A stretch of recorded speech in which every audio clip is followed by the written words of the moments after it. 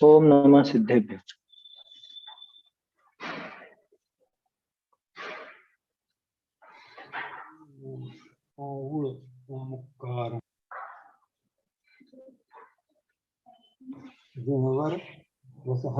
कारुणमुक्कारं जिणवरवसहस्रवढमाणस्य दंसनमग्गमगोच्छामि जहातं मम समासेन श्रीमद्वीरजिनेश रवि मिथ्यातमहर्ता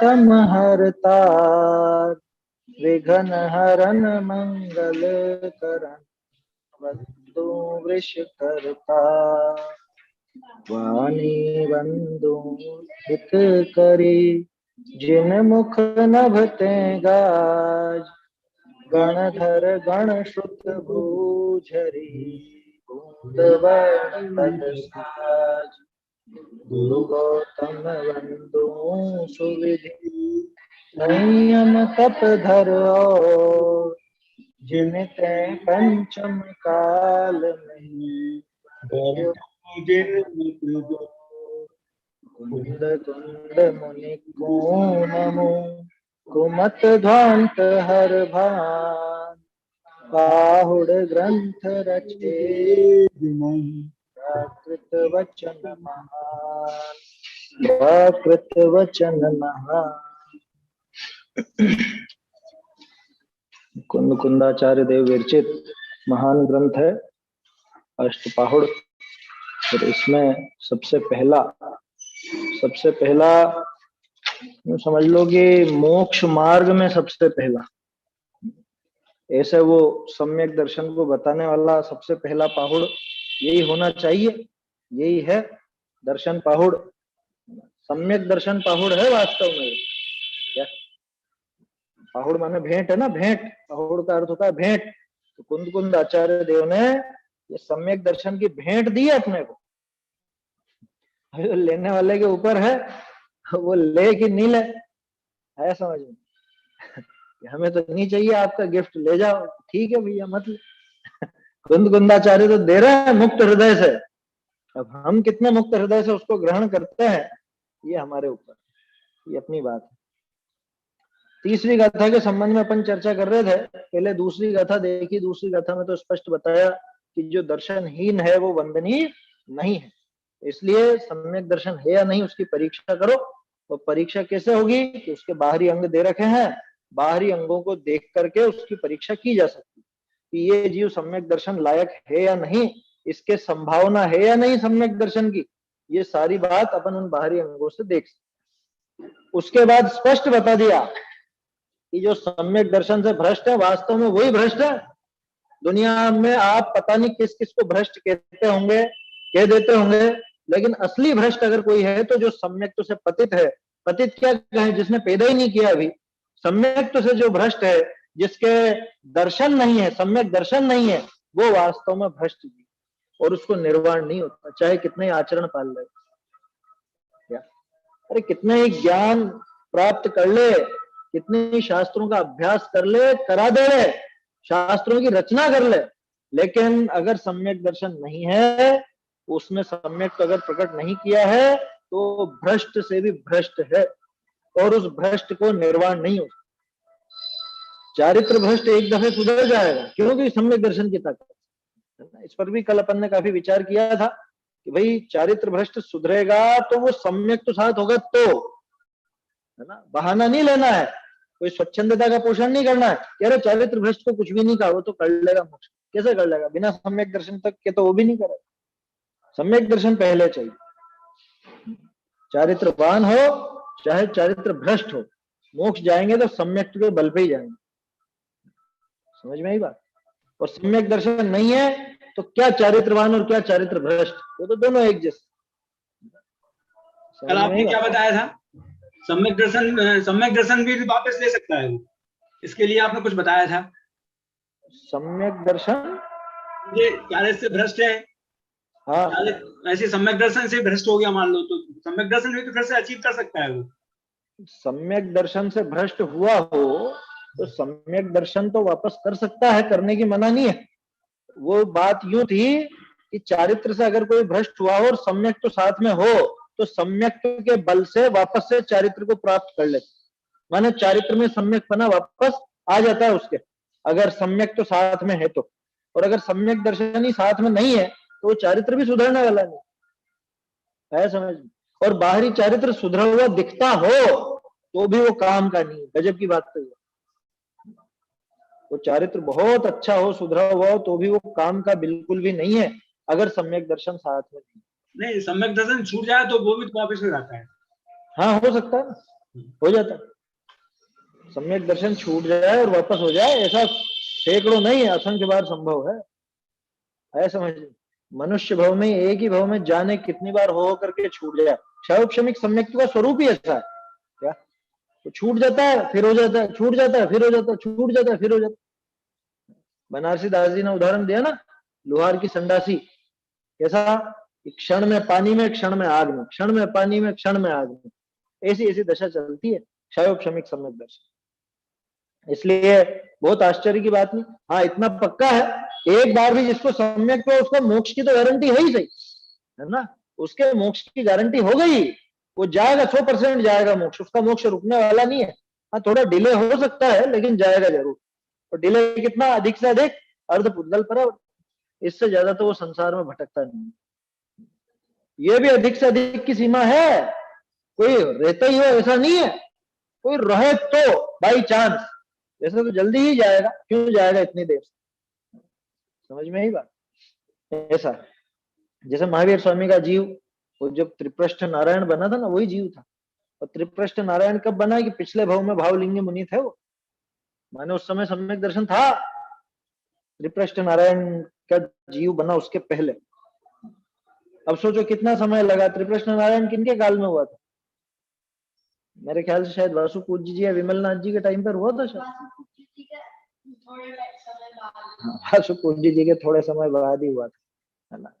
तो वो त्रिप्रष्ठ नारायण उस समय का था, तो कितना समय लगा वासु पूज्य जी से महावीर स्वामी में, कोई क्या आधा समय, ऐसा नहीं होता है, आधा समय तो आदिनाथ जी और अजितनाथ जी में हो गया था पूरा, समझ में ही बात। ऐसा मत सोचना कि 12 तीर्थंकरों के बराबर समय बाद के 12 में, ऐसा नहीं है।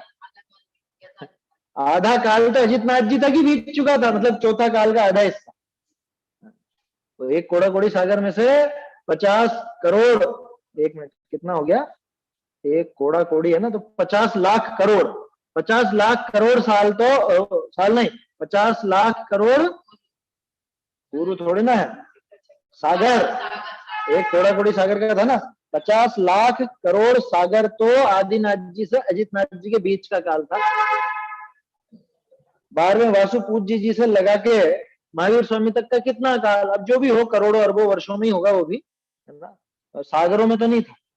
बाकी जितना भी था तो उतने समय में चला ही गया ना मोक्ष, वो जीव सम्यक दर्शन होके छूटा था, सम्यक दर्शन होके छूटा, ये पक्की बात, क्योंकि छूटता नहीं तो सातवें नरक में कैसे जाता, नारायण बन करके त्रिप्रष्ठ नारायण, वो कैसे जाता सातवें, तो छूट गया था सम्यक दर्शन, लेकिन हो ही गया ना, चौथे काल के अंदर अंदर ही मोक्ष चलेगा, ज्यादा बहुत लंबा समय नहीं लगा। तो इसलिए ऐसा मत सोचना कि अरे शायद इतने लंबे समय तक भटकना पड़े, नहीं भटकना पड़े, चला जाता है मोक्ष। वो तो लिमिट बताइए, अधिक से अधिक कोई रहे तो, भूले भटके कोई ऐसा जीव रह जाए, हो जाए कोई इस तरह का संभावना तो है, लेकिन ये मानना कि वो तो बिरला, कोई बहुत बिरला जीव ऐसा होगा जो अर्ध पुद्गल परावर्तन लगा देवे एक बार सम्यक दर्शन होने के बाद, नहीं लगता। हाँ, एक सागर ही बहुत बड़ा काल है, एक सागर मामूली बात थोड़ी ना। तो वो सम्यक की महिमा दिखाने वाली गाथा है ये, क्या सम्यक दर्शन की महिमा सूचित होती है इससे। भैया इस पे ध्यान दो, ये भ्रष्ट मत होने दो, आया समझ में। बाकी चीजों में तो कितना ध्यान रखते हैं, क्या और छू तो नहीं गया है, छींटा तो नहीं लग गया, अरे ये कुर्सी धो, ये करो, ये करो, साकल भी धो, इन्होंने छुआ नहीं, अरे कहाँ दिमाग जा रहा है। और मक्खी घूमती रहती है, करो सबसे पहले, क्या, और मक्खी घूमती रहती है, हाँ मक्खी घूमती रहती है, मक्खी छू गई, अब क्या करो, भिट गई, हमारे भिटना बोलते हैं, है ना, भिट गई, मैंने छू गई, अड़ गई, ऐसा। तो क्या ध्यान नहीं रखे? अरे रखो, ठीक है, वाजिब वाजिब जितना उतना रखो। पहले भी अपनी चर्चा हुई थी इस बारे में। अशुद्धि के पीछे इतने पागल मत हो जाना कि उसमें हिंसा बहुत ज्यादा होने लगे। बात समझ में आ रही है? क्योंकि बहुत से लोगों को ऐसा लगता है और कुछ कुछ उड़ गया दिखे, वापस चल के नहाओ, दिन में 50 बार नहाएगा, उसमें कितनी हिंसा है। अरे इतना ही सी बात है कि जिनालय की अथवा जिनवाणी को जहां पे अभ्यास करे वो कपड़ा अलग रख ले, बाकी दिन भर क्या पागल होना उसके पीछे। समझ में आ रही है बात? वो पागलपन अच्छा नहीं है। सोचो कैसे निर्विचिकित्सा अंग प्रकट होगा जब इसको इतनी ग्लानि आती है। निर्विचिकित्सा कैसे प्रकट होगा? वहां कीचड़ में दबे दबे उन मुनिराजों ने केवल ज्ञान प्राप्त किया। सोचो तो सही। और इतनी अशुद्धि में कैसा आत्म ध्यान? कहां दिमाग जाता? बाहर दूसरी चीजों में उतना दिमाग नहीं लगाना जितना सम्यक दर्शन को प्रकट करने में अथवा सुरक्षित रखने में। ये गाथा का सार है। दर्शन से भ्रष्ट वो वास्तव में भ्रष्ट है, बाकी कोई भ्रष्ट नहीं है। कल करी तो थी बात अपन, 7 व्यसन वाला उतना भ्रष्ट नहीं है जो सम्यक से बिल्कुल विपरीत दिशा वाला। ग्रहित मिथ्या दृष्टि सप्त व्यसनी से ज्यादा खतरनाक है। समझ में आ रही है बात? उदय कुगुरु कुशास्त्र को पूजने वाला अथवा भगवान के स्वरूप को नहीं जानने वाला, 7 तत्व के संबंध में विपरीतता रखने वाला, वो शराब पीने वाले से ज्यादा गया बीता हो, वो मांस खाने वाले से ज्यादा गया बीता है। और क्या कहें, मनुष्य को मार के खाने वाले से ज्यादा गया बीता। कह रहे नहीं, कहने के लिए कह रहे होंगे, कहने के लिए नहीं, वास्तव में कह रहे हैं। ये सब काम करने वाले उसी भाव से सुधर कर मोक्ष चले गए। लेकिन जिसने वो मिथ्यात्व को प्रश्रय दिया, जो वो बिल्कुल विपरीत चलता रहा, वो नहीं सुधरा, भव भवों तक नहीं सुधरा। 70 कोड़ा कोड़ी सागर का बंध किससे होता है बताओ? मांस खाने से कि वो मिथ्यात्व से? सबसे जबरदस्त बंध है ना वही, उससे बढ़ के तो कोई बंध है नहीं है। केवली श्रुत संग धर्म देव, इनका अवर्णवाद ज्यादा खतरनाक काम है या मांस खाना ज्यादा खतरनाक? ऐसा लगता है ऊपर ऊपर से कह रहे हैं उसकी महत्ता दिखाने। अरे वास्तविक है, सोचो आप, उनका अवर्णवाद करने वाला भव भव तक 70 कोड़ा कोड़ी सागर तक भटके, और ये सप्त व्यसनी हो चाहे, ये उस भव से मोक्ष जा सकता है। गजब हो गया। क्यों? क्योंकि इसने बाकी तो पाप किया खूब, है ना, लेकिन वो पाप इस मिथ्यात्व के मुकाबले कुछ भी नहीं, तो उसी भव में गला दिया उसको। और ये इतना भारी था कि ये सागरों पर्यंत 70 कोड़ा कोड़ी, बोलो कितने कितने भव निकल जाते होंगे उसमें। कल्पना तो करो, एक अंतर मुहूर्त में जीव 66,336 भव धारण कर लेता है। क्षुद्र भव, अपर्याप्त, पढ़ा नहीं पड़ा ये संख्या? 66,336 क्षुद्र भव अपर्याप्त के जो है ना, एक श्वास में 8-10 बार, उसकी गणित है। एक श्वास में 18 बार अगर जन्म मरण करे तो अंतर मुहूर्त में 66,336, 66,336, है ना, याद रखना। इतने भव धारण कर लेता है। सोचो 70 कोड़ा कोड़ी सागर है, किसको कहते हैं? और किसकी बदौलत? कि मिथ्यात्व की बदौलत। इसलिए जोर देना मिथ्यात्व के नाश पे, है ना, बाकी चीजों पे जोर मत देना। बाकी चीजों पे इतना मत पागल होना, ऐसे करना और वैसे करना, ऐसे क्रिया करनी और वैसी क्रिया करनी, शुद्धि का ऐसे ध्यान रखना। ठीक है, वाजिब वाजिब भूमि के अनुसार वो सब भी होगा, उसकी मना नहीं, लेकिन उसके पीछे पागल नहीं हो जाता। उसके पीछे इतने पगला जाते हैं कि वो सम्यक दर्शन का तो ठिकाना नहीं, और बाकी कामों में बिल्कुल एकदम क्या कहें, गाफिल सा हो जाता है। बोलो चावल कैसे चढ़ाना? यूं कि यूं? कैसे चढ़ाएंगे चावल? कैसे चढ़ाना? ऐसा? ये नई पद्धति है। अरे उसका अभिप्राय क्या है, उस क्रिया के पीछे अभिप्राय क्या है, उसमें मुख्य कार्य क्या है, उसका ठिकाना ही नहीं, और जोर उस पर देते हैं। खाली कैसे क्या करते हैं, कैसे चला, क्या क्या बनाना उसमें, ये भी बनाना, ये भी बनाना, ये भी बनाना। अरे पूजा भक्ति का भाव था, वो भक्ति के भाव में जितना बहुमान आए, जितना उसमें जो कुछ हो जाए ठीक है कि नहीं, ऐसा नहीं, ऐसा ही होना चाहिए। वहां जो आग्रह आ गया ना, वो आग्रह पक्का मानना, वो मिथ्यात्व की तरफ ले जाने वाला। कोई भी क्रिया में पक्का कह रहा हूं मैं, ये किसी भी क्रिया में अगर आग्रह आया, बाहरी क्रिया में आग्रह, ध्यान रखना, उसके प्रति आग्रह आया, तीव्र आग्रह, वो मिथ्यात्व की निशानी। समझ में आ रही बात? इसको मैं दूसरे तरह से लेता हूं। कैसे? 5 अभक्ष वाला पाठ है ना, 5 अभक्ष वाला पाठ कौन कौन से बताए? बोल भाई। त्रसघात, बहुघात, तो नहीं पढ़ा तूने? तूने पढ़ा?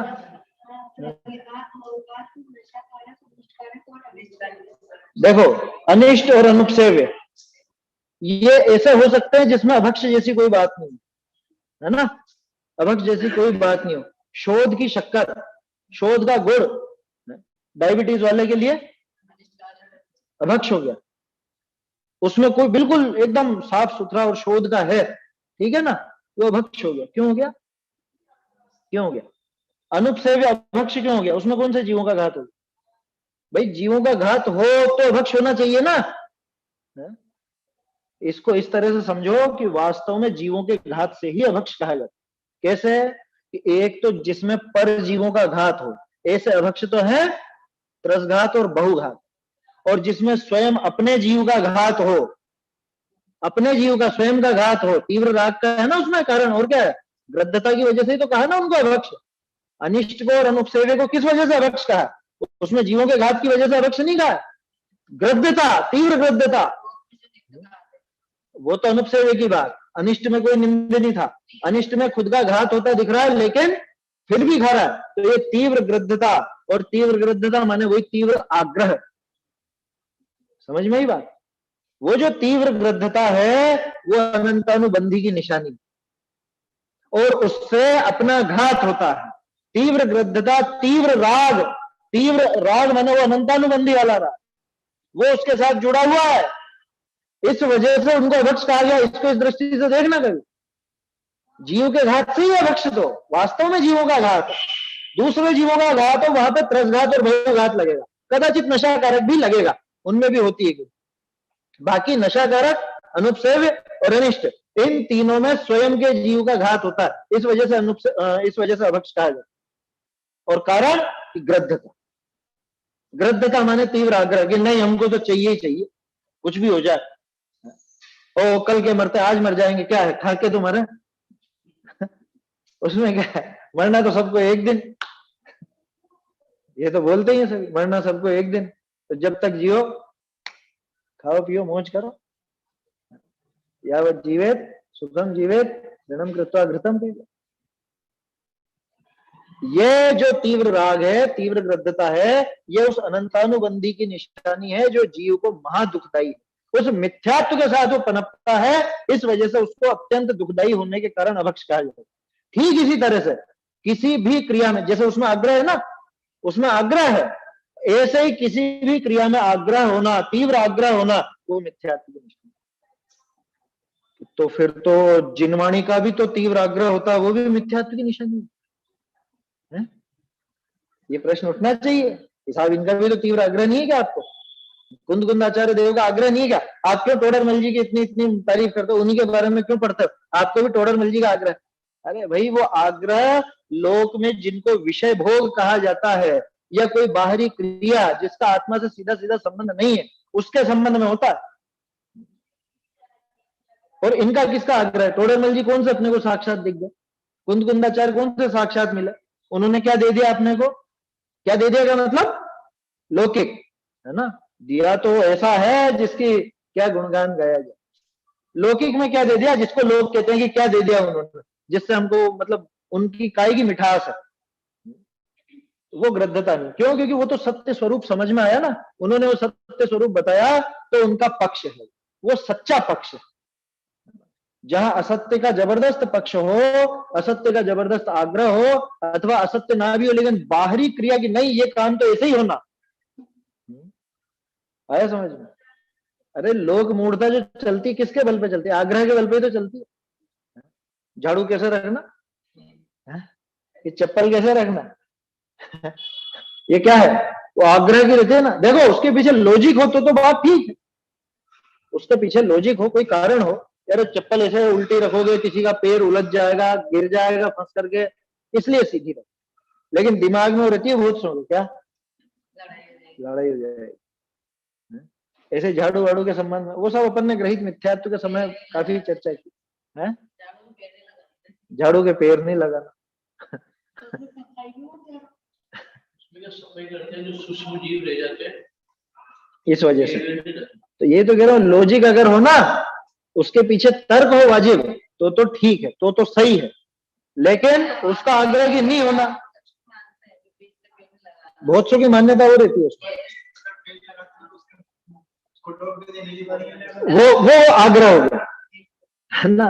गलती से तेल लग जाए फिर उसको ढोक दे, झाड़ू को ढोक देने लगा, ये है तीव्र आग्रह, ये मिथ्यात्व। वो आपकी बात सही है बिल्कुल कि उसमें छोटे बारीक जीव होते हैं इसलिए पैर नहीं लगाना, तो ये तो तर्क की बात है, ये तो लॉजिक की बात है, इसलिए नहीं लगाना कि हिंसा होगी, है समझ। लेकिन अब उसके बाद में उसको ढोक देना वो ग्रहित मिथ्यात्व की तरफ। तो किसी भी क्रिया में अगर तीव्र आग्रह हो, और तो और अब सुनना ध्यान से, मुझे तो ऐसा ही आग्रह 3 बार ही बजानी है घंटे, एक नहीं 3 बार ही बजानी है, या मुझको तो ऐसे ऐसे ऐसे करके चढ़ाना है, ये आग्रह भी कहीं ना कहीं उस तरफ दौड़ कि तू भाई दूसरी तरफ पलट के क्यों नहीं करता, ऐसा पलट के करके तो देखता। अब उस समय अगर उसके दिमाग में खटका हो जाएगा, नहीं नहीं नहीं पलट के नहीं करना, आज तक ऐसे ही करता है, ऐसे ही करो। वो जो तीव्र आग्रह है लौकिक कार्य का, किसी भी कार्य का, लौकिक का मतलब बाहरी शारीरिक क्रिया, चाहे वो धार्मिक क्रिया कहलाती हो, उसका भी अगर तीव्र आग्रह है तो पक्का मानना कि मिथ्यात्व की तरफ गाड़ी जाएगी। तीव्र आग्रह तो ऐसा ही है, खतरनाक। मुनिराज को आग्रह होता है, मुनिराज कहीं पे भी नियत समय पे क्यों नहीं जाते, अनियत विहारी क्यों कहा जाता है? उनको आग्रह ही नहीं किसी, पहुंच जाएंगे जहां पहुंचना, क्या जिधर सूर्यास्त हो गया वहीं रुक जाएंगे, उनको नहीं होता आग्रह कि साहब कार्यक्रम में तो पहुंचना है, वहां पे इतनी तारीख तक पहुंचना है। हाँ, आचार्य की आज्ञा हो उस अनुसार काम करेंगे, ठीक है, लेकिन अब उसमें भी उनको इतना आग्रह नहीं होता कि वो काम हो ही जाए। क्यों? अब मैं आत्मा में लीन हो गया, मान लो केवल ज्ञान ही अब लेके उठना है, तो क्यों जाएंगे, क्यों आचार्य की आज्ञा मानेंगे? फिर आचार्य की आज्ञा का भी आग्रह नहीं रहता। हाँ, इतना है कि जब तक वो छठे गुण स्थान चलेगा तब तक आचार्य की आज्ञा सिर मत, लेकिन जब आत्मलीन हो तब कोई आज्ञा नहीं। ये भैया, हाँ, ये एक प्रश्न दीपावली पर भैया पूछना भी ग्रहित मिथ्यात्व 100% है। बही खाते, अकाउंट्स बही खाते 100% ग्रहित मिथ्यात्व। हाँ बोलिए। हाँ, ये बहुत से लोग कहते हैं ना कि ये हमारे इष्ट देवता है, मतलब जो केवल जैसे पारसनाथ कही या सूरत कही, वो भी एक तरह से वो ग्रहित मिथ्यात्व, वो देव मूर्ता माता है। वो हमें तो पार्श्वनाथ जी का इष्ट है, हमें तो चंद्रप्रभ का इष्ट है, हमें तो शांतिनाथ जी का इष्ट है, हमें तो महावीर स्वामी का इष्ट है। ग्रहित मिथ्यात्व है, 100% ग्रहित मिथ्यात्व। उसने भेद कर दिया भगवान में, वीतरागता में भेद कर दिया। ये बताओ, वो चंद्रप्रभ जी का इष्ट है या पार्श्वनाथ जी का इष्ट है? ज्यादातर पार्श्वनाथ जी की कहते हैं। पार्श्वनाथ जी का इष्ट है तो बाकी सब क्या ऐसे ही है? बाकी सब क्या कम वीतरागित है? या बाकी सब तो पूरे वीतरागित है, ये पार्श्वनाथ जी थोड़े कम वीतरागित है, जो ये तो आएंगे लौकिक काम कराने कुछ। वो एक चिन्ह लग रहा है, वो चिन्ह उठा के यहाँ से वहां से यहाँ करते हैं, तो क्या प्रतिमा में मतलब पार्श्वनाथ जी की स्थापना क्यों नहीं रहेगी? कौन सा चिन्ह? नहीं, मेरे कहने का मतलब पार्श्वनाथ जी का चिन्ह बना हुआ। हाँ, सिर्फ वो चिन्ह से तो पहचान हो रही है सांप ना। हाँ, तो उस चिन्ह को उठा के शांतिनाथ जी में लगा है। हाँ, तो शांतिनाथ जी का चिन्ह पार्श्वनाथ जी में लगा। हाँ, तो क्या अंतर पड़ा? कोई अंतर नहीं पड़ेगा वहां। आप गौर करना कभी, जो प्राचीन प्रतिमाएं होती है ना, 1000 साल पुराने की कह रहा हूँ, उनमें चिन्ह नहीं मिलेंगे आपको। बहुत सी प्रतिमाओं में चिन्ह मिलेंगे ही नहीं। बहुत सी प्रतिमाओं के पीछे इसीलिए झगड़े होते रहते हैं। क्या वो नेमिनाथ जी की थी और वो माता जी ने कह दी कि नहीं मुनि सूरत जी की है। क्यों? कि उनको तो मुनि सूरत जी की बनानी थी। अब वो वहां के गांव वाले लड़ रहे, झगड़ रहे हैं आपस में।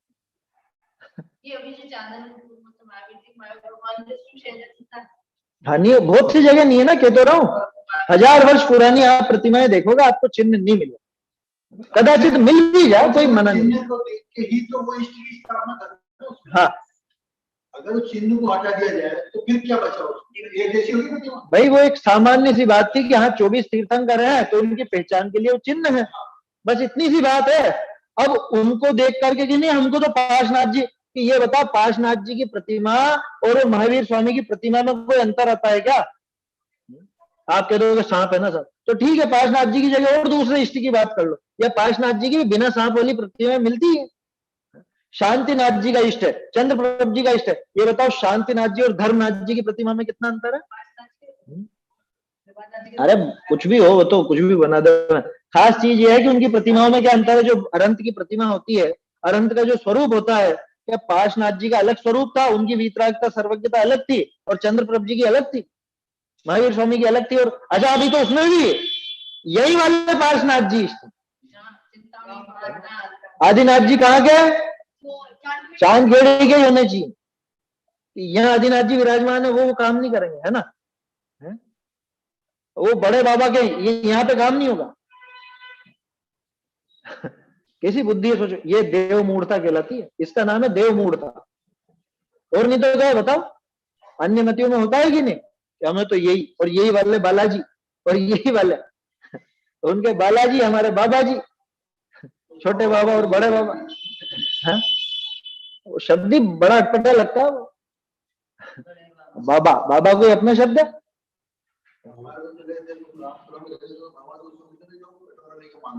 उनके अलावा आप देखना, बाबा शब्द सब मजारों वालों पे मिले। ये वाले बाबा की मजार, ये वाले बाबा की मजार, तरह तरह के बाबा ही बाबा उनमें होते हैं। बाबा ये अपने जाने कहां से चल पड़ा है ना।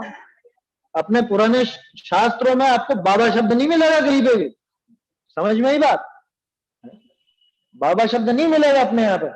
महावीर बाबा है, पार्श्वनाथ बाबा, आदिनाथ बाबा, बाबा कहां से आ गया? हाँ, चांदखेड़ी वाले बाबा, माने वो चांदखेड़ी के ही है। हमारे यहाँ जो आदिनाथ जी है वो तो कुछ करेंगे ही नहीं, वो वही वाले करेंगे। गजब हो गया। बोलते हैं चांदखेड़ी वाली मूर्ति में वो ज्यादा है पावर। अच्छा, उसमें पावर ज्यादा है। ओके, वाली मूर्ति में पावर ज्यादा। ये भी हाँ, ये भी नई एक फिलोसफी है। एनर्जी, एनर्जी, कुछ एनर्जी निकलती है। एनर्जी, एनर्जी लोगों को मतलब कितना कितना धर्म के नाम पे इतना बेवकूफ बनते हैं। न ग्रंथ पढ़ना, न खोल के देखना कि क्या भगवान का स्वरूप है। मैं किसको नमस्कार करता हूँ, क्यों करता हूँ, किस प्रयोजन के अर्थ नमस्कार करता हूँ, जिनको नमस्कार करता हूँ उनका स्वरूप क्या है, ये तो जान नहीं। बड़े बाबा सोचो तो सही। बड़े बाबा प्रेम मोहब्बत में बोलते हैं। क्या? बड़े बाबा प्रेम मोहब्बत में बोलते हैं।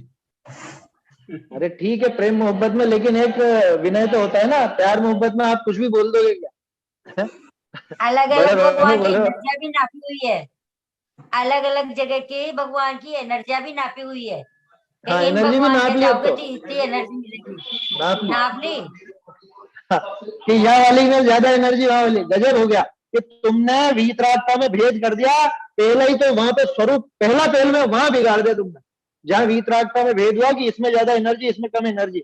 अरे वो सब एक ही पाषाण खंड के बनी हुई प्रतिमाएं हैं, और उनमें आपने केवल ज्ञान की छवि स्थापित की है। तो सब में एक जैसी करी होगी कि अलग अलग करी होगी? ये नई नई पद्धतियां और पता नहीं क्या नई नई चीजें निकाल कर कुंद कुंदाचार्य ने तो कहीं जिक्र नहीं किया था। पढ़ा क्या आपने कहीं?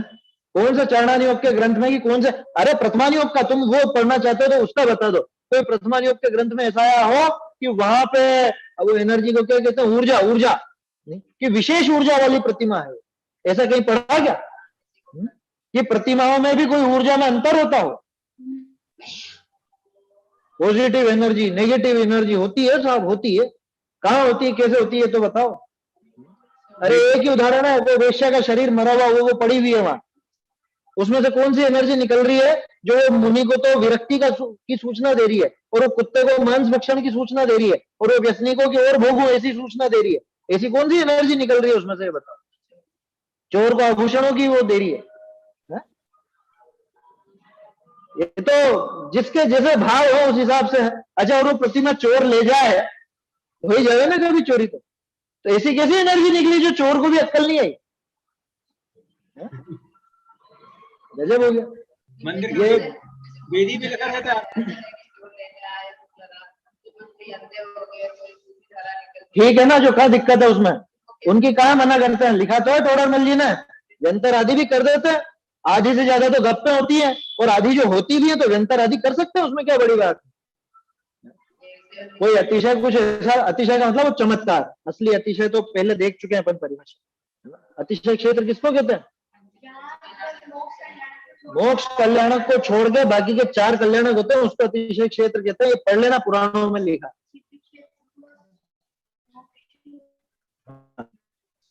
समझ में आई बात? बाकी ये व्यंतर आदि दिखा भी दें तो उसमें हो क्या, वीतरागता को नमस्कार किया जाता है हमारे यहाँ।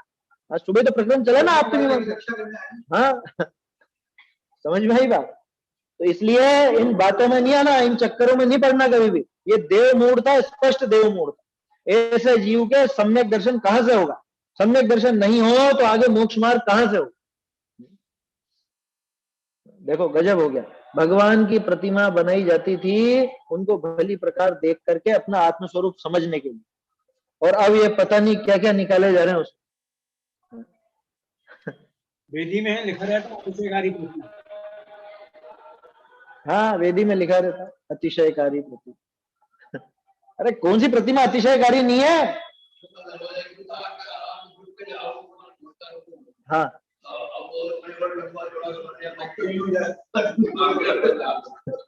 ठीक है, वो तो व्यवस्था की बात है, चोरी वगैरह की, उसमें कोई दम नहीं है। खास चीज तो यह है कि उन प्रतिमाओं का स्वरूप ही उटपटांग बता देते हैं, वर्णन ही उल्टा सीधा कर देता है। कौन सी प्रतिमा अतिशयकारी नहीं है?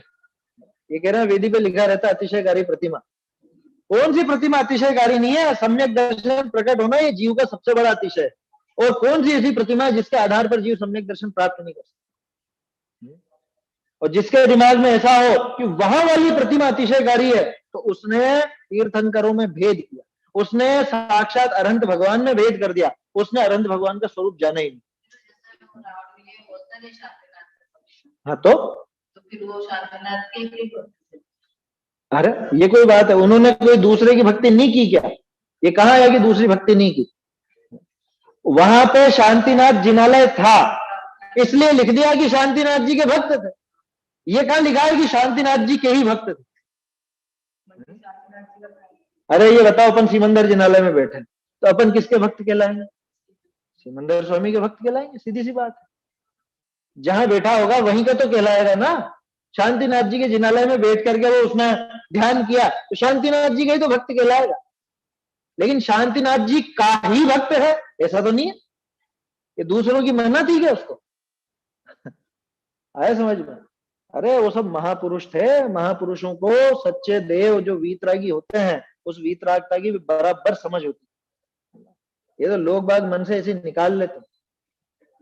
तो कहाँ लिखा रहा? वहां पे लिखा या पद्म पुराण में लिखा या पढ़ा आपने कि शांतिनाथ जी का ही भक्त था वो? तो ऐसा तो है ही नहीं। क्या तीर्थ यात्राओं का? तीर्थ यात्राओं का महत्व तो यह है कि वहां उस स्थान पर जाकर के उनकी याद आए, है ना, उनका स्मरण हो कि अरे जैसे मान लो कोई सिद्ध क्षेत्र की, यहाँ बैठ करके उन्होंने तप किया था, तो उस बहाने खुद कुछ प्रेरणा ले, प्रेरणा लेने के लिए जाएगा। बात समझ में आई? इसको तुम उससे जोड़ना चाह रहे हैं, वहां वाले विशेष काम करेंगे। अरे जो पहले ये सोच के गया कि मेरा काम वहां बनेगा, वो तो पहले ही पाप कर रहा है, और रंच मात्र भी पुण्य नहीं है, समझ लेना। दो प्रश्नों को मिक्स मत करो। तीर्थ यात्रा का क्या महत्व है?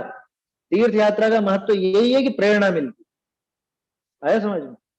कुंद कुंदाचार्य ने पोन्नूर हिल पर तप किया बैठ के, तो वहां जाके ऐसा लगे अरे यहाँ बैठे थे साक्षात कुंद कुंदाचार्य, यहाँ पे ध्यान किया, यहाँ उन्होंने यहाँ आत्मा की साधना की, यहाँ ऐसे महान ग्रंथ लिखे।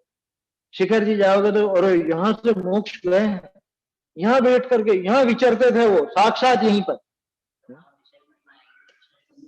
हाँ महिमा आएगी तो, है ना, समझ में ही बात।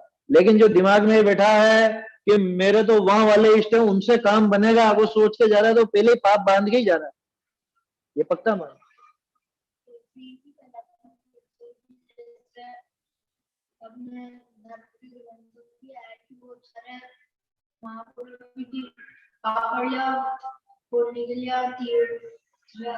नहीं, पुण्य के लिए नहीं जाते, वो सहज भाव होता है कि जीवन में इतने इतने पाप किए हैं अब, लेकिन अपने को सुधरना चाहिए। तो सुधरने का स्थान क्या? सुधरने का स्थान क्या? जिनालय या तीर्थ? है समझ में? तो उस स्थान की तरफ जाते हैं। समझ में ही बात? अरे भाई दिन भर अपन दुनिया भर के कामों में लगे रहे, तो सुबह शाम 2 समय तो निकाल करके स्वाध्याय करते ही है ना। तो इसका यह अर्थ थोड़ी ना कि वहां का पाप मिटाने के लिए यहाँ है। वो तो जो बांधा है सो बांधा ही है। ये कोई उसकी तरह बात नहीं है कि दिन भर पाप कर लो और एक मल्ला शाम को बैठ के फेर लो और हो गया काम। ऐसा नहीं है। नहीं, मिट भी, संक्रमण भी होता है, लेकिन उस काम के लिए ये काम नहीं किया जाता। वो सुधारने के लिए काम नहीं होता।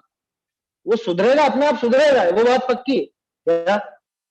और खुद के जीवन में पाप की अधिकता ना हो, इस वजह से वो पुण्य की क्रियाएं वो सब जीवन में आती है, उसमें दिक्कत नहीं। संतुलन बनाने के लिए क्या, लेकिन पहले से मैं तो ये सोच के चलता हूं कि मेरा कुछ लौकिक कार्य यहां से सधेगा और इनसे ही सधेगा और उन वालों से ही सधेगा, वहां पे जाना चाहिए, तो वो तो स्पष्ट देव मूर्ता लेकर के चला, स्पष्ट देव मूर्ता, उसमें बिल्कुल भी सोचना ही मत क्या, है ना। और इसमें कोई यात्रा की मना नहीं है बिल्कुल भी, है समझ। ऐसा नहीं कि अपन चांदखेड़ी नहीं जाएंगे, क्यों नहीं जाएंगे, जाएंगे, है समझ। लेकिन ये विचार करके तो बिल्कुल नहीं कि ये विशेष फलदायी है और ये विशेष फलदायी नहीं है। तो सहज भाव आ गया। और यात्रा में एक भाव और चलता है, बहुत दिन हो गए घर से निकले हुए, वो भाव भी रहता है लोगों कि ठीक है अब निकलने का मन तो है, लेकिन कोई अपना तीर्थ स्थान हो वहीं चलो, क्या वो भी होता है। उसकी स्पष्ट कोई ऐसी मना नहीं है, वो भाव भी आता है। लेकिन उसने क्या किया, उस भाव को संभाल लिया। घूमने फिरने का भाव तो था, लेकिन ऐसी जगह तो नहीं जाऊं जहां पे सिर्फ घूमना फिरना हो। चलना हो तो ऐसी जगह चलो जहां तीर्थ यात्रा हो, अपना भगवान का भी ध्यान हो जाएगा, स्मरण भी हो जाएगा, वो काम।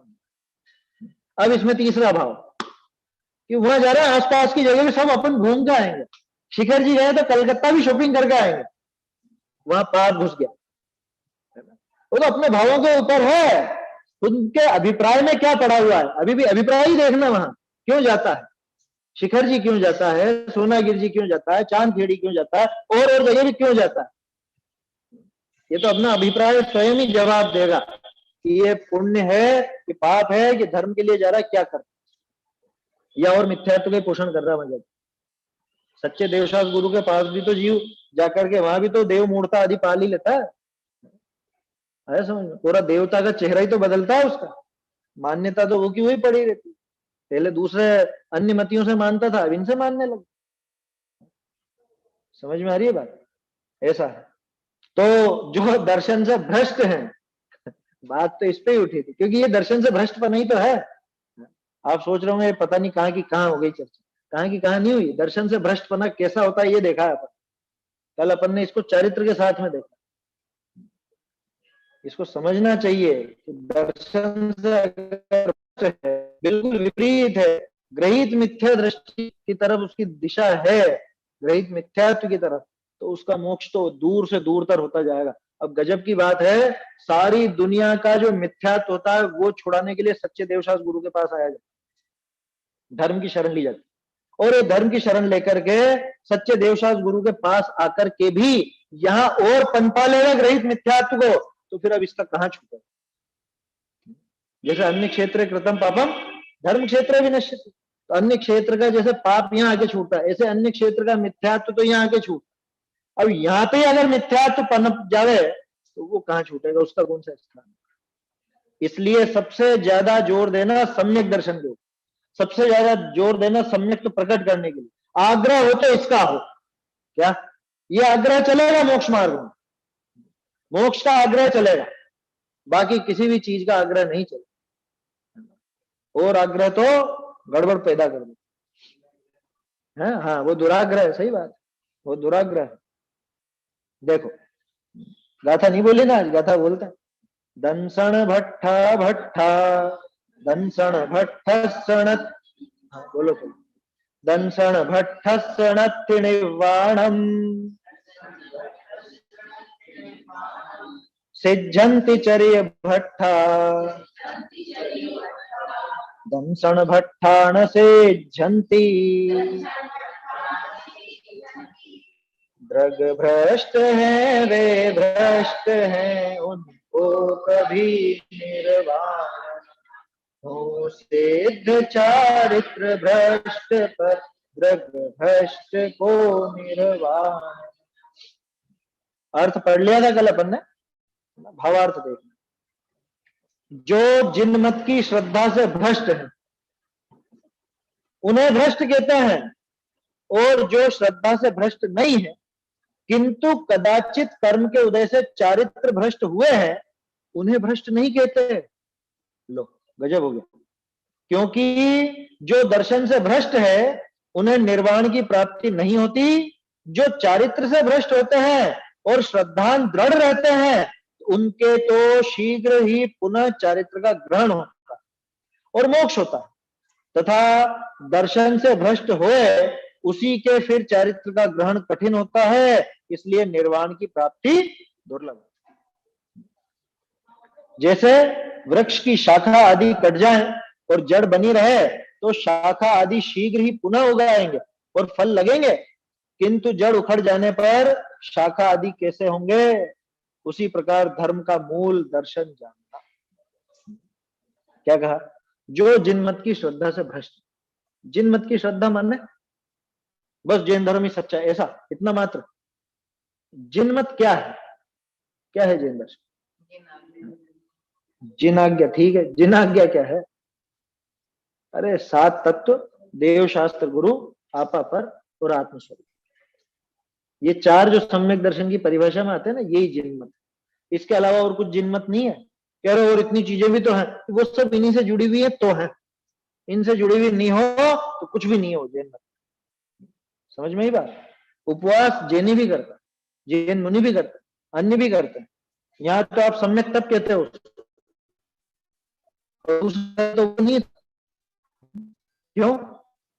क्यों नहीं? कि वो आत्मा से जुड़ा हुआ है, आत्म श्रद्धान उसमें साथ में, 7 तत्व का श्रद्धान बराबर है। वो तब की क्रिया में क्या, कैसा, किसका कितना क्या हो रहा है वो सब समझते हैं कि इसमें शरीर का रोल कितना, मेरा रोल कितना है ना, मेरी पर्याय में क्या क्या जो भी है विकार, उसमें जो भी शुभ है या अशुभ है या शुद्ध है, वो सारी समझ उनको। और अन्य जगह वो सब चीजें नहीं। तो इसलिए यहाँ सम्यक तप कहलाता है, सम्यक चारित्र कहलाता है, दूसरे का नहीं कहलाता। समझ में आ रही है बात? ये तो किसको कहोगे जिनमत? बताओ। शास्त्रों को। शास्त्र अन्य जगह भी, अन्य जगह भी, लेकिन जो 7 तत्व का सही स्वरूप बताए वो शास्त्र सच्चे शास्त्र। जो 7 तत्व का सही स्वरूप नहीं बताया, आत्मा का सही स्वरूप नहीं बताया, देवशास्त्र गुरु का सही स्वरूप नहीं बताया, वो सच्चे शास्त्र नहीं। यही तो है ना, और क्या है? किससे उसको जोड़ोगे? बाकी सारी क्रियाएं तो कॉमन है, सब कॉमन है, बिल्कुल कॉमन। पूजा, भक्ति, ये स्वाध्याय, यात्रा, दान, व्रत, तप, उपवास, कौन से मत में नहीं है? बताओ, कौन से मत में नहीं हो? हर एक मत में है ये। लेकिन आप तो पक्षपाती हो, जैनियों के तो सच्चे और बाकी के झूठे। क्यों? जैनियों के सच्चे इसलिए क्योंकि वो श्रद्धान सच्चा साथ में। किसका श्रद्धान? सच्चे देव शास्त्र गुरु का, 7 तत्वों का, अपापर का, आत्मा का। ये बेसिक चीजें है ना, बिल्कुल बेसिक चीजें हैं। 9वें अधिकार में सम्यक दर्शन के लिए पहले जो 5 अनिवार्य चीजें बताई थी ना, देखे था ना अपन ने, निशान लगाए थे कुछ पेजों पर। तो वो चीजें बेसिक हैं, वो होना ही चाहिए। उसके बिना धर्म का अस्तित्व नहीं है। बाकी कोई क्रिया धर्म नहीं कहलाती अगर ये नहीं हो, और वही क्रिया है अगर ये हो, इनका श्रद्धांत सही हो, तो वो सब धर्म कहलाते। जो जिनमत की श्रद्धा से भ्रष्ट है, अब आया समझ में? जिनमत की श्रद्धा से भ्रष्ट माने देव शास्त्र गुरु की श्रद्धा से भ्रष्ट है, अथवा 7 तत्व की श्रद्धा से भ्रष्ट है, अथवा आपा पर के श्रद्धा से भ्रष्ट है, अथवा आत्म स्वरूप की श्रद्धा से भ्रष्ट है। जिसके दिमाग में ये भ्रष्टपना पड़ा हुआ है उन्हें भ्रष्ट कहते हैं। वास्तव में वो भ्रष्ट। समझ में ही बात?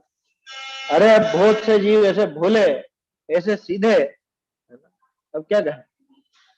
बात करेंगे जिनवाणी की, जिनवाणी भी पढ़ेंगे भी सही, और स्वाध्याय में हाँ भी करेंगे, गर्दन भी हिलाएंगे, वो सब काम होगा। लेकिन बाहर में कोई जरा सा कुछ ऐसी तर्क युक्त और ऐसी बात कर, बात तो ये सही है, बात तो इनकी सही है। आईएएस का उदाहरण देखा था ना अपन, आईएएस की परीक्षा में कुछ पूछ लिया जाता, क्षितिज बता रहा था क्या कि ऐसा होगा तो क्या करे, कुछ ऐसा अटपटा प्रश्न था। एक व्यक्ति है जो आईएएस की, यूपीएससी वगैरह की तैयारी कर रहा था, और वो तरह तरह के तर्क और युक्तियों से क्या कहलाता, क्या शिक्षा देता है कि शाकाहारी होना अब आपका भ्रम है, शाकाहारी होना आपका भ्रम है। फिर वो एक परिस्थिति देता है आपको। कैसी परिस्थिति देता है? मान लो आप टापू में फंस गए और उस टापू पे कुछ भी नहीं है, कोई घास फूस वगैरह कुछ भी नहीं, क्योंकि घास फूस की बात करेगा तो आप कहोगे कि वो खा लेंगे हम, सिर्फ पानी और मछलियां हैं, अब क्या करो? अरे उस मूर्ख को जैन दर्शन की समझ नहीं है रत्ती भर भी, और अपने जैनी भाई स्वाध्यायी होकर के उसको चाले लगते। प्रैक्टिकल बात तो है, प्रैक्टिकल बात तो है। और इतना नहीं समझते, वो खुद बोलता हाइपोथेटिकली। हाइपोथेटिकली मतलब कल्पना करो ऐसा हो, ऐसा होता ही नहीं जब। अब उसमें विचार ये करना चाहिए सबसे पहले तो कि मैं ऐसी कल्पना क्यों करूं। सबसे पहली बात तो मैं ऐसी कल्पना क्यों करूं। अनर्थ दंड में एक अपध्यान नाम का अनर्थ दंड। अपध्यान का अर्थ समझता है? वो यूं बोलेगा ना तो मैं ऐसा कर दूंगा। उसने ऐसा करा नहीं कि बस मैं तो जेब में रखी रखा है, मैंने उठा के दूंगा क्या? बिना काम ही ना सामने वाला बोलने आ रहा है और ये मन से ही कल्पना करे जा रहा क्या? योजनाएं बनाते रहते हैं ना महिला आपस में, तो अब कैसे मिलेगी ना, अब कैसे यूं बोलेगी तो मैं ऐसा जवाब दूंगी, ऐसा करूंगी, वैसा करूंगी। उसने वो ऐसा करेगी तो मैं ऐसा कर दूंगी। पुरुष सोचेगी वो ऐसा करेगा तो मैं ऐसा कर दूंगा। अरे वो कंडीशन ही नहीं बन रही है तो क्यों फालतू में पाप बांध रहा है उसको? जबकि जब देख ना, जबकि जब देखने का अर्थ ये नहीं कह रहा हूं मैं कि तब विपरीत हो जाए। हाँ ये जानते अपन बहुत से भ्रष्ट हो जाते हैं, उस समय पे गड़बड़ा जाते हैं, ये भी होता है। लेकिन उदाहरण देखना हो तो ऐसो को देखो ना, अनंग सरा के 3000 वर्ष तक जंगल में रही। उदाहरण देखना अमरचंद जी दीवान का देखो, भैया खाना हो तो मुझे खा ले, मैं तो तुझे मांस नहीं खिलाऊं। उदाहरण देखना भागचंद जी का देखो, बनारसी दास जी का देखो, अपना संयम अपना विवेक नहीं खोया जरा सा भी। और हम पहले से कल्पनाएं करते रहते हैं कि कभी मौका लग गया तो देखो फिर तो करना पड़ेगा ना। अरे तू क्यों ऐसी कल्पना कर रहा है? तू इतना पाप क्यों बांधना चाहता है कि ऐसी ऐसी ऐसी नौबत आवे? तो फिर आगे की भी कल्पना कर कि नरक में ऐसे डंडे पड़ेंगे ना तो मैं ऐसे बच के भागूंगा। ये भी कल्पना कर ले जब इतनी कर रहा है तो। हाइपोथेटिकली तो चल रहा है सारा का सारा। वो खुद बोल रहा है सिखाने वाला, और वो सीखने वाला हाँ करे जा रहे हैं। उनके मतलब इतनी बुद्धि नहीं आ रही। वो सामने वाला कह रहा है हाइपोथेटिकली। हाइपोथेटिकल मतलब काल्पनिक, होना जाना कुछ भी नहीं है, आप सोच के देखो बस। अरे मैं क्यों सोच के देखूं? मैं क्यों सोच के देखूं? आप ये सोचो एक खंभा अभी यूं गिरेगा तो आपकी क्या क्या आप सोचोगे? कैसी फुर्ती रहनी चाहिए आप? अब आप रोज अभ्यास करो एकदम से उठ के कूदने की, क्या कि मैं खंभे के पास बैठा हूं एकदम से गिरे तो अब मैं एकदम कूद जाऊं। प्रैक्टिस तो होनी चाहिए ना। तो आज से तो मांस खाने लग जा हाइपोथेटिकली। कैसी कैसी मूर्खता। वो नहीं करवाना चाहता, वो उनको यूं सोचता है कि हम प्रैक्टिकल जवाब दे रहे हैं। वो प्रैक्टिकल जवाब नहीं है वास्तव में। उसको जैन दर्शन की एबीसीडी भी नहीं पता। सबसे पहले तो ये विचार करो कि तुम कौन हो। क्या जब ये विचार चलेगा मैं जीव हूं, मेरा जन्म मरण होता नहीं है, तो वो विचार कैसे आ जाएगा ये तो सोचो। उसको ये बारीकी पता नहीं है सिखाने वाले को। तो उसको तो ये लगता है कि अरे जैनी तो बस बातें करते बातें करते, मजा भी बड़ा बनाई जाती है समझ में। और अपने ये बात क्यों उठी? ये इसलिए उठी कि अपने पढ़ने लिखने वाले समझने वाले जिनवाणी के अभ्यासी जीवों के जब दिमाग में ऐसा भूसा भर जाता है ना, तो फिर ये बातें निकल जाती। बात तो सही कह रहा, प्रैक्टिकल बात कर रहा, प्रैक्टिकल विचार करना चाहिए। ये प्रैक्टिकल तुम्हें जाना कितना है अभी? प्रैक्टिकल तो 7 तत्व के हिसाब से विचार कर, प्रैक्टिकल वो है। इसकी प्रैक्टिस कभी करी नहीं, प्रैक्टिकल करके देखा नहीं, तो दूसरा कुछ आकर के 2-4 तर्क देता और इसके दिमाग में ऐसी बैठती कि हाँ ये बात सही है। समझ में ही बात। ऐसे अच्छे अच्छे स्वाध्याय हो जाते हैं, दुख वहां होता क्या? वो स्वाध्याय नहीं, वो ढोंगे करो स्वाध्याय। वो जिनवानी जरा भी उतरी नहीं हृदय में। ऐसी बातें अगर उतरे, ऐसी बातें अगर रुचे, वो बात जमती है तो माने इसको स्वाध्याय की वास्तव में रुचि है नहीं जरा। और ऊपर से हाँ करता है। 7 तत्व की क्या समझ है उसको बताओ। आत्मा को आत्मा समझता है तो इस तरह की कल्पना करता कि अरे नहीं तो मर जाएंगे, ऐसा नहीं खाएंगे तो मर जाएंगे। अरे तू मरता भी है क्या? सबसे पहले तो ये विचार कर। ये सीखा क्या तू इतने वर्षों से? कि जब मैं मरता नहीं तो मैं क्यों कल्पना करूं कि मैं इसके बिना मर जाऊंगा, मांसाहार के बिना मर जाऊंगा? मैं क्यों कल्पना करूं? मैं मरता ही नहीं हूं। मेरा जवाब तो यह है, मैं मरने वाला मानूं खुद को, तब तो मैं वो सारी चीजें करूंगा। लेकिन जब मैं मानता हूं कि मैं मरने वाला नहीं हूं, तो मैं क्यों फालतू में करने लगा? मुनिराजों के उदाहरण देखो ना, उदाहरण लेने तो उनके लो। और गजब की बात है, इतना समय मिल जाता है ऐसी फालतू की कल्पना करने के लिए, उतना समय थोड़ी सी आत्म स्वरूप की समझ के लिए लगावे है, तो काम हो जाता कब तक। ऐसी परिस्थिति बनेगी तब तो, अरे ऐसी परिस्थिति क्या बनेगी, तो ये सोच कि वह नरक निरोध में जाना पड़ेगा, तब क्या करता है? तो उसकी तैयारी करो कि वहां नहीं जाना पड़े। और ये अपध्यान छोड़ो, ये अपध्यान है, अपध्यान नाम का अनर्थ दंड है ना। और दुष्श्रुति है, ये दुष्श्रुति भी आ गई। क्यों? क्योंकि ऐसे खोटी बातें सुन रहा है, खोटी बातें सुनने में रस लग रहा है इसको वही बातें सुनने में मजा आ रहा है। ये दुष्श्रुति अनर्थ दंड, और अपध्यान तो चल ही रहा है साथ। नहीं क्या अनर्थ दंड में है ना 5 प्रकार के, 5 तो नाम लिए, हजारों तरह का अनर्थ दंड होता है, हजारों तरह। ऊट पटांग, कुछ भी ऊट पटांग कल्पनाएं करते हैं, तरह तरह की कल्पना। अनर्थ दंड की बात चली तो एक और दिमाग में आ गई अभी, है ना। बात बात में जिनवाणी की सौगंध खाना, बात बात में पंच परमिष्टि की सौगंध, जिनवाणी की सौगंध। काहे के लिए? काहे के लिए? लौकिक काम साधने के लिए, लौकिक काम साधने के लिए जिनवाणी की सौगंध खा रहा है, पंच परमिष्टि की सौगंध खा रहा है। कि तुझे तमीज नहीं है, 3 लोग के नाथ इस काम के लिए बैठा हुआ है। ये अवर्णवाद है, समझ में आई बात? ये अभिनय है, अवर्णवाद है, साक्षात अवर्णवाद। जिनवाणी का भी, पंच परमिष्टि का भी, कि तुमको जरा सी भी रत्ती भर भी उनकी तमीज नहीं, उनके सामने कैसे रहा जाता है। और सौगंध कहां से ही, कौन कौन खाता है सौगंध? हमने तो पुराण में कभी नहीं पढ़ा कि उसने सौगंध खाई, ऐसी सौगंध खाई, वैसी सौगंध खाई। नियम प्रतिज्ञा होता है, वो तो अपने जीवन को सुधारने के लिए होता है, लौकिक कार्य साधने के लिए होता है क्या आपको सौगंध है मेरे साथ चलना पड़ेगा, कि मेरी तो नहीं मानोगे आप, पंचपरमेष्टि की सौगंध है, आप चलना पड़ेगा। और नहीं चलो तो मुझे फिर सौगंध, मैं आपके साथ नहीं चलू, मैं साथ नहीं दूं। क्या है ये अवर्णवाद है। इसके दर्शन का ठिकाना है, जिनमत की श्रद्धा से भ्रष्ट है, बिल्कुल भ्रष्ट, 100% भ्रष्ट है। जैन दर्शन की उसको बिल्कुल भी श्रद्धा नहीं, उसको ये मालूम ही नहीं अभी। अरे प्रतिज्ञा होती किसको है, सौगंध कहते किसको है, पढ़ो पहले 204 पेज पढ़ो, 238, 39, 40 पढ़ो, मालूम पड़े। अरे अज्ञान दशा में लिए हुई प्रतिज्ञाएं तो यूं ही टूटी टूटाई हैं, आया समझ में? उसमें क्या दम है? और प्रतिज्ञा भी कैसी ले रहा है, लौकिक कार्य साधने के लिए,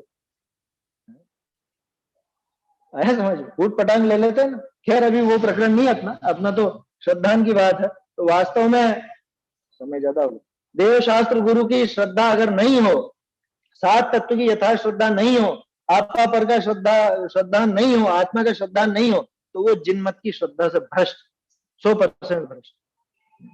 अच्छा, और विचार कर लेना, ये बातें सच्ची हैं कि दुनिया भर में जो जो कहा जाता हो या कुछ भी ऐसा कुतर्क कुयुक्तियां बना दी जाती हो वो सत्य है। विचार कर लेना, या तो आप इनको सच कह लो या उसको सच कह लो। पहले तो विचार करो, सबसे पहले कौन हूं मैं कौन हूं, उसके बाद वो सारी चीजें आ जाएंगे। तो जो जिनमत की श्रद्धा से भ्रष्ट है, माने जो स्वयं की श्रद्धा से भ्रष्ट, जो स्वयं को बताने वाले देवशास्त्र गुरु की श्रद्धा से भ्रष्ट, देवशास्त्र गुरु ने जो बताया 7 तत्व उनकी श्रद्धा से भ्रष्ट, वो जिनमत से भ्रष्ट, उन्हें भ्रष्ट कहते हैं, वो वास्तव में भ्रष्ट। उसका तो आचरण भी भ्रष्ट होने वाला, क्या श्रद्धा और क्या चरित्र।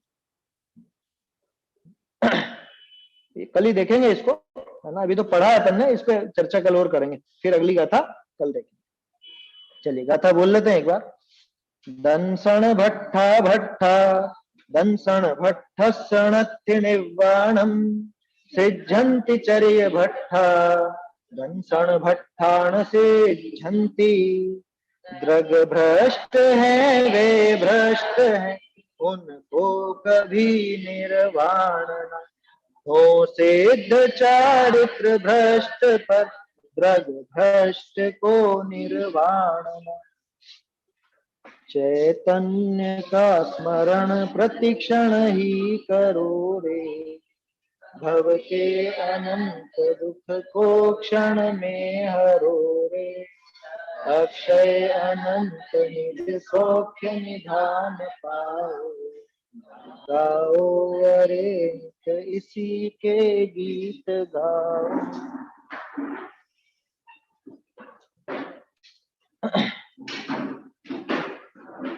जिन्होंने स्तुति। धन्य धन्य है घड़ी आज की जिन धुन श्रवण परी, तत्व प्रतीत भई अब मेरे नासाज नित्य दृष्टि। धन्य धन्य है घड़ी आज की जिन धुन श्रवण परी, जड़ते भिन्न लखी चिन्ह मूर्ति चेतन स्वरस भरी, जड़ते भिन्न लखी चिन्ह मूर्ति चेतन स्वरस भरी, अहंकार ममकार बुद्धि तुम पर में सब सरी। धन्य धन्य है घड़ी आज की जिन धुन श्रवण परी, पाप पुण्य भासी अति दुख भरी, पुण्य पाप विधि बंध अवस्था भासी अति दुख भरी, राग विज्ञान भाव परिणति अति विस्तरी। धन्य धन्य है घड़ी आज की जिन धुन श्रवण परी, चाह दाह नसीब रसी पुन समता मेघ झरी, चाह दाह नसीब रसी पुन समता मेघ झरी, गाढ़ी प्रीति निराकुल पद सो भाग चंद। धन्य धन्य है घड़ी आज की जिन धुन श्रवण परी, तत्व प्रतीत भई अब मेरे मिथ्या